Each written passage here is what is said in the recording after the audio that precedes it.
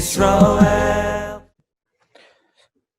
Okay, we find ourselves in Bein HaMitzarim, in the times between the straits, when the Jewish people collectively and personally find themselves constrained within themselves, no longer experiencing the expanses of spirituality that we hope to find during the rest of the year. And this incredible initiative, the Vayichan Avas Yisrael initiative, the attempt to cultivate unity amongst the Jewish people, love across the boundaries that typically define the borders of the Jewish people, to undo those boundaries and to undo those borders, and to be mitpashet, to spread forth beyond those boundaries, is one of the greatest things that the Jewish people can do. When it comes to Bein HaMitzarim, when it comes to the concept of being constricted, of finding oneself in a Meitzar, it's sometimes difficult to find our historical placement within the past story of the Jewish people. Mourning a Beis HaMikdash that has been destroyed for a long time, mourning the absence of korbanos, is sometimes, when a person is honest with themselves, difficult, because we don't know what those things were. And as we look at the news on a daily basis, and we look at the world outside, for many people it might not be the first thing that pops into their mind. Korbanos returning might not be the answer that they're looking for to the questions that emerge within the heart and within the anxious soul, living in a time of difficulty, of upheaval. And thankfully, our tzaddikim, throughout the various strains of Torah, have given us insight into how to confront this problem, how to confront the basic fact that for many of us, to mourn over the destruction of the Beis HaMikdash, over the absence of the temple, of no longer being in Yerushalayim, is something difficult for the modern consciousness to conceive. But what we do have the ability to do is to find that gullus within ourselves, to find that churban within ourselves, that destruction within ourselves. And when we allow ourselves to gaze at it, to think about it, to be mitbonein on it, as our tzaddikim and our svarim hakadoshim tell us is our job in Bein HaMitzarim, we come out with the ability to mourn and to desire something in a new way that we didn't have previously. Chazal tell us that any person who lives in a generation when the Beis HaMikdash is not rebuilt, that person must see to it as if they are personally responsible for the lack of the rebuilding of the temple.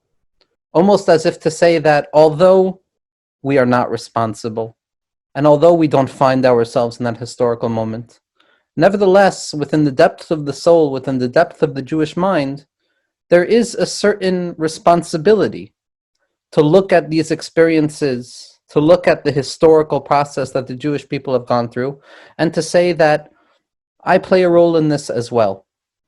Furthermore, our tzaddikim tell us that each and every one of us in our own lives undergoes a gullus on a daily basis. The Baal Shem Tov HaKadosh points out, and this is a teaching brought down by his Talmud Muvhak, the Maggid of Mezrich, that when we say Karve el Nafshi Gi'ala on Friday night, that salvation should be brought forth and close to my soul, we're not simply talking about the collective redemption that the Jewish people so desperately yearn for, and that we, as people of a nation, of a unified nation, so desperately yearn towards. But rather, what we're speaking about is our personal exiles. The exile of the weak, the exile of being thrown into the mundane spaces of anxiety, of worry, of not knowing which way to turn, up, down, right, left. No longer seeing the Yad Hashem as explicitly in our lives. No longer finding as much chayus or excitement in our Torah learning, with the absence of the communal aspect of Jewish prayer, which so many of us have been missing for so long. Many of us have grown cold to the idea of the collective of the Jewish people. And it's these existential burdens, these painful memories that each and every individual has in their own private lives that represent the gullus hapnimi, that inner exile that we all experience. Furthermore, to move away from those macro systems of the community and the city and the country of origin where we experience our Judaism, on a microscopic level, we also experience exile. We experience exile in our own homes. with our children, with our spouses, with our friends, with ourselves. Each and every one of us, when we're honest and vulnerable enough to admit to the maras nafsho, to the bitterness that each person feels in their soul, understands deeply that we're in exile, that there's an exile of my true self from what I am right now, an exile from the calmness that I desire to live with and the anger that I actually live with.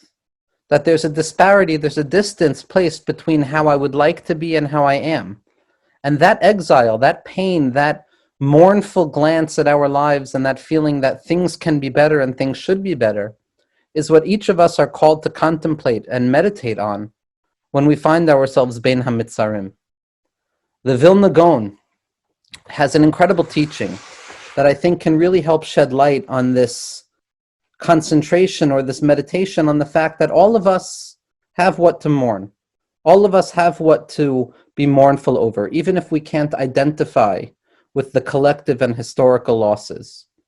And that a teaching like this, that comes from the mouth of the tzaddik, the Vilna Gaon, Schusa Yogan Aleinu, we can begin to understand a little bit more of what the practical insight might be for this mournful process, and most importantly for the hope of Nechamah, of comfort that comes afterwards. The Vilna Gaon writes as follows, in the Likutei Hagon that are printed in the back of the Vilna Gaon's commentary on the Tzafreditz Niusa. Tzafreditz Niusa, the Book of Modesty, is one of the most important and integral parts of the Zohar HaKadosh, considered by Rav Chaim Volozhiner in his Hakdama to the Vilna Gaon's Parish as the Mishnayos of the Zohar. The Vilna Gaon writes as follows, Ki me'es shacharav habayis yatsa ruchenu, ateres roshenu. When the Beis HaMikdash was destroyed, the collective spirit of the Jewish people expired.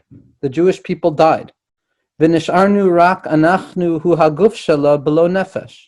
And at that point, once the Beis HaMikdash was destroyed, there was a collective death that fell upon the Jewish people, so that all we were was a body without a soul. V'yitzia l'chutz la'aretz hu hakever. And being pushed out into exile, out of Yerushalayim, out of Eretz Yisrael, is like being buried in the grave. V'rima miseveves aleinu. And the worms and all of those creatures that attack the body in the kever surround us. Ve'ein biyadeinu lahatzil min ha'akum, ha'oichlim basreinu. And we don't have the ability to fight against our enemies. We don't have the ability to push them away. Umikol makom hayu chaburos v'yeshibos gedolos. But even though we were buried, even though we were already dead, we still had the big batei midrashos, we still had the big yeshivos. Ad shenikrav habasar v'ha'atzmos nisparzu pizar achar pizar. Until even then, the body disintegrated and the bones began to decay, as happens to a person in the kever. Umikol makom, nevertheless, hayu adayan ha'atzmos kayamos, sheheina talmidei chachamim shabi Yisrael ma'amidei haguf. But our bones in the grave were still sturdy because we had our talmidei chachamim, that they upheld the body. Ad shenirkavu ha'atzmos v'lo nishar ella tervad rekev meitanu. But lo aleinu, we've also lost that. We've lost leadership. We've lost the talmidei chachamim. We've lost those neviim that we could go to, as the Vilna Gaon writes in his Perush on Mishlei, to ask what we need to be doing at this present moment. We've lost that, and we've become dust and ashes. V'nasa afar shachal afar nafshenu. And our souls have become tethered to the dust. V'anachnu, says the Vilna Gaon, mekavin ata l'tchiyas hamesim, hisna'ari me'afar kumi. We, as the Jewish people at this present moment, are awaiting salvation. We are awaiting the reanimation of the dead. We're already dead. On a certain level, the Jewish people died when the Beis HaMikdash was destroyed. V'yara ruach mimarom aleinu. And the Vilna Gaon says that we desire and we daven to HaKadosh Baruch Hu as bodies in a kever that are davening for redemption to arrive to us. What the Vilna Gaon is saying, and this is explicit in the Zohar HaKadosh as well, is that on a small level, we're all dead. We've all lost that chayus. We've all lost that kesher to ruchnius. We've all lost that direct line, access to HaKadosh Baruch Hu, that deep belief that wherever I am, HaKadosh Baruch Hu is there. And so it's not so much of a question of, do I have what to mourn? but rather am I aware enough that I need to mourn? Because on a certain level, our neshamos are already dead. Our neshamos and galus have already suffered so much that we're still just anticipating Tchias HaMesim. So the question of, do I need to mourn, do I not need to mourn, goes away because our entire lives, on a certain level in galus, are that mournful hope, are that desire, out of the churban of our own experiences in our lives, to find HaKadosh Baruch Hu again. But something happens when a person finds themselves in these dire straits. Something happens when a person is able to contemplate in a vulnerable way, to have a lev basar, a heart of flesh that is willing to look at the brokenness, to look at the fact that things are shavur and broken in many ways. Because when a person looks at the brokenness, when a person is willing to accept that very deep and vulnerable space of, I'm broken, my avoda is not what I want it to be, my personal life is not what I want it to be, at that moment the heart breaks. But, as our tzaddikim tell us, Kotzker Rebbe, the fire from Kotsk, tells us that ein davar yoter shalem melev nishbar, that there's nothing as whole as a broken heart. There's nothing as whole as a person who acknowledges that things are broken. Because when we acknowledge that things are broken, when we acknowledge that we're already in the kever, when we acknowledge that our ruach and our nefesh have already ascended out of the body and are waiting to return, at that point we can begin to daven to HaKadosh Baruch Hu to put the pieces back together. Now, if the Kotzker Rebbe is able to say that there's nothing as whole as a broken heart, I believe that the inverse of that statement is also true. If there's nothing as whole as a broken heart, then there's nothing more broken than a whole heart. There's nothing more broken than a Jew who can't mourn properly. There's nothing more broken than a person who feels that hakol beseder, everything is okay and there's nothing to mourn over. That the brokenness that we experience, befrat, specifically during Bein HaMitzarim, during these times of constriction where our typical lines of access to spirituality are no longer available to us, are no longer accessible to us, therein lies a spiritual potency that is not available the rest of the year. As the Kashnitzer Magid writes in Avodas Yisrael, and the tzaddikim of the Talmidei of the Baal Shem Tov point out, as the pasuk in Eicha says, Kol rodfeha hisiguha bein hamitzarim, that all those who chase her will grasp her bein hamitzarim, between the straits. And as our tzaddikim do, they misread a pasuk in a brilliant way, to take something severe and dark and frightening, to transform it into something redemptive and comforting and powerful. They tell us not to read the pasuk Kol rodfeha hisiguha bein hamitzarim. They don't say all of your enemies will grasp you between the straits, but rather Kol rodef ka, all those who chase after Yud K, those letters which represent in some spiritual, mystical way the concept of HaKadosh Baruch Hu in our lives, the concept of faith in our lives, the concept of stability and comfort in our lives, that all those who chase after that, Bein HaMitzarim, will find it. That it's specifically in the dire straits that we have the capacity to uncover that latency of Hashem's presence in all of our lives, even in our brokenness. But it takes acknowledging the brokenness. It takes acknowledging that there's something to mourn over. Because what mourning does, what the Churban does, is it allows us to begin to hope towards Nechamah. It allows us to begin to hope towards the possibility of comfort. Without Churban, without loss, without chisaron, without lack, without pain, there's no need for Nechamah. There's no need for comfort to come. But when a person enters into a space of constriction, when a person enters into a space of difficulty, the soul is forced out of that constriction to assert itself in a newfound way, to renew itself with an intensification out of the realization that I will not find the comfort that I need from the things that I have had until now. I need now to uncover new strengths that I hitherto had no access to. When I encounter brokenness, I am forced to uncover more latent strength and potential that I wasn't even aware of. And that's the promise of Nahama, the promise of comfort. Rav Moshe Shapiro, Zchus Yagan Aleinu, writes, and he brings this down in numerous places, but If a person wants a specific makor for it, they can look in Afike Mayim, on the Churban and the Geula, on Daf Taf Chuf Vav, page 426. Rav Moshe Shapiro, Schlusi Hagan Aleinu, in a way that only Rav Moshe was capable of doing, asks the question of what is the essential nature of Nechamah?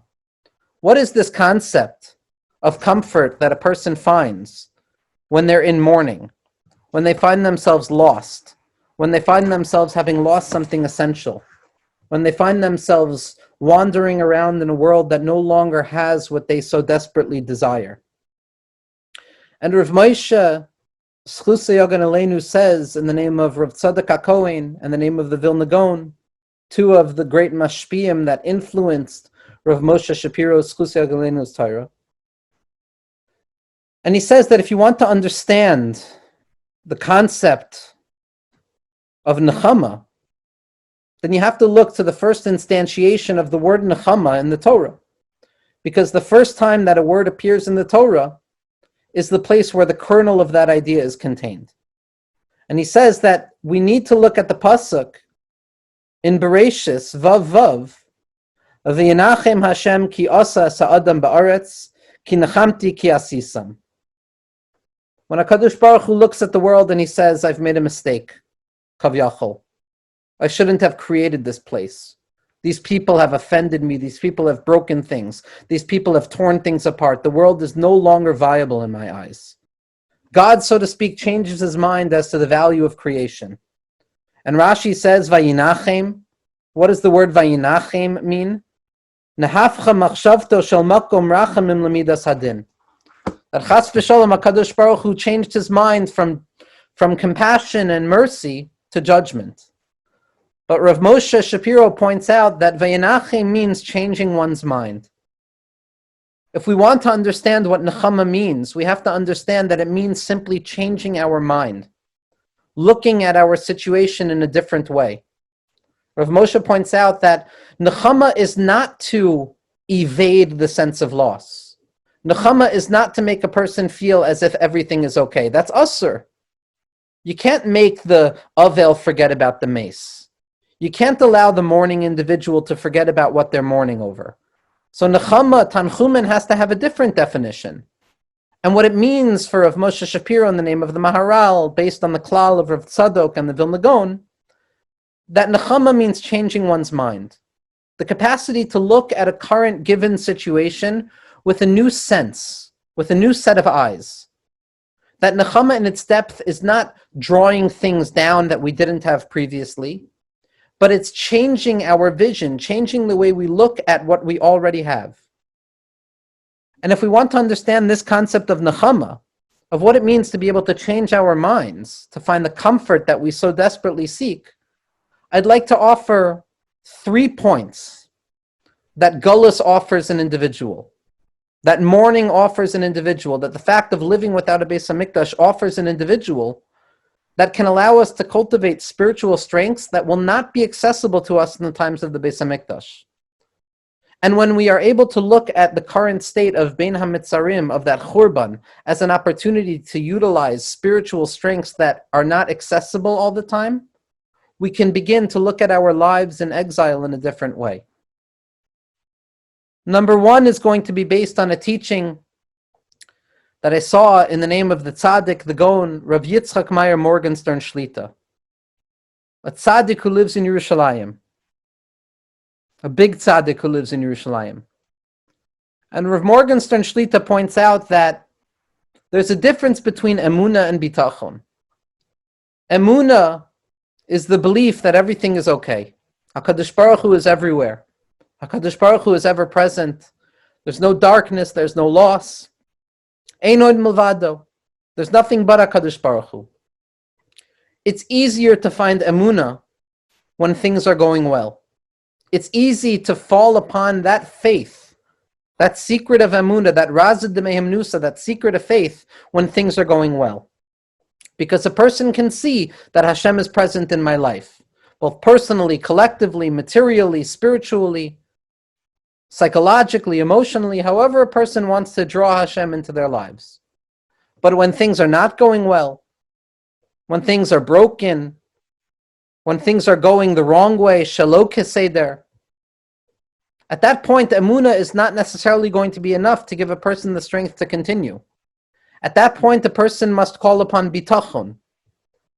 Bitachon, which Rav Morgenstern Shlita points out, based on previous sources, is the ability to believe that things are okay right now, even though they don't look okay. The belief that even before the redemption arrives, I can draw that redemption into the present moment. I can say that even though things are broken and geferlich and shattered, nevertheless, through my bitachon, I have the ability to live as if HaKadosh Baruch Hu is present in my life right now. And by engaging that midah of bitachon, that moment of trust where we say, even though things don't look the way I want them to look right now, even though I'm mourning, even though there are things that I am missing in my life, I can still act as if, I can say that it is almost as if everything is good right now. In that moment, I am engaged in a spiritual strength of bitachon that will not be accessible when everything is clear and light, because there will be no need for that. And the act of bitachon, that belief that everything is okay, even though it's not okay externally, is one of the deepest strengths that we need to cultivate in times of churban, in times of galus. There's a story told about the Chazon Ish, Zchus Yagen Aleinu, that somebody came to the Chazon Ish and they said, Rabbi, you listen to people's pain for 20 hours a day. You listen to suffering and brokenness and all sorts of difficult things. How is it that you don't fall apart? How is it that you have the strength to continue? And what the Chazon Ish answered is that everything I hear speaks to a very, very, very deep place within me. It speaks to an incredibly deep place. But there's an even deeper place. And in that deeper place, everything is okay. This nekuda that the Chazon Ish was trying to describe, and what he describes in his letters as Ein shum eitzev ba'olam l'mi shemakir or ha'oros. There's no sadness in the world, the Chazon Ish writes in one of his famous mechtavim, to somebody who recognizes the light of lights. Means that even though things are broken, nevertheless, we can access a point within ourselves through bitachon, where we realize that even though things are not fixed yet, everything is going to be okay. That's Aleph, the koyach of bitachon. Beis, the second strength that we're capable of accessing in exile, that is inaccessible to us in a time of redemption, is what Rav Yaakov Moshe Chalap, Zchus Yagen Aleinu, the Talmud Mufak of Rav Avram Yitzchak, a Kohen Cook, the Kohen Gadol of the Jewish people, Zchus Yagen Aleinu, writes in the first teaching in the 6th volume of his 20 volumes of Meimarim.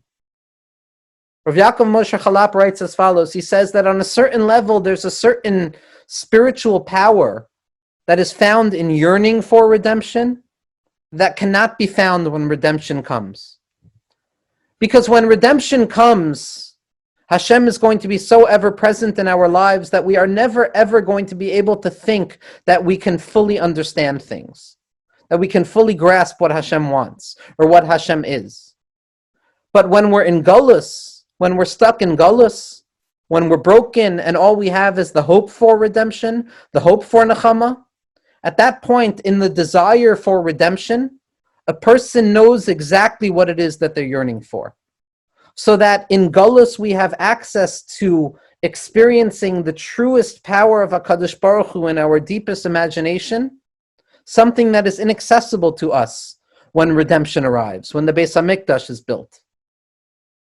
So Gullus provides us with an opportunity to yearn towards HaKadosh Baruch Hu, to cultivate yearning and desire, which on a certain level is more potent and powerful than having something itself.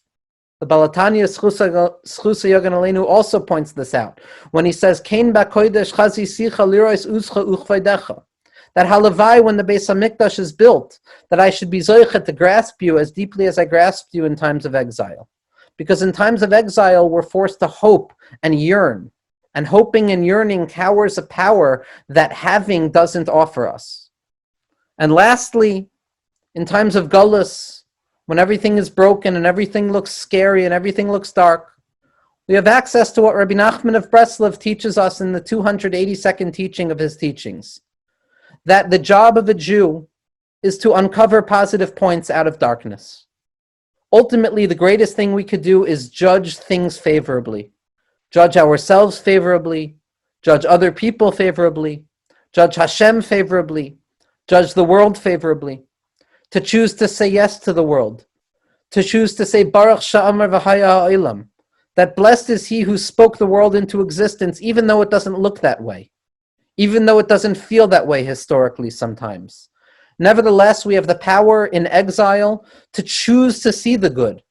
When Mashiach comes, when the Beis HaMikdash is rebuilt, when Nechamah arrives, there will be no need to choose to see the good, because the good will be blinding.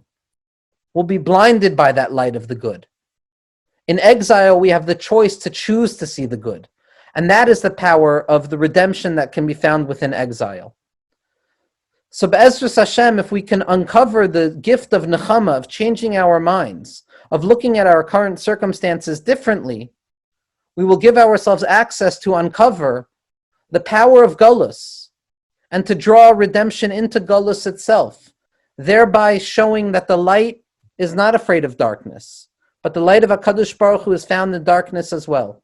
And Be'ezras Hashem, we should be zoichet to a time where we no longer need to utilize these secondary tools. And we should be zoichet to see B'vias Goyal Tzedek, B'mheira B'yameinu, B'binyan Beis HaMikdash, and the Hiskarvus is all of Klal Yisrael together. Be'ezras Hashem B'mheira B'yameinu. Amen.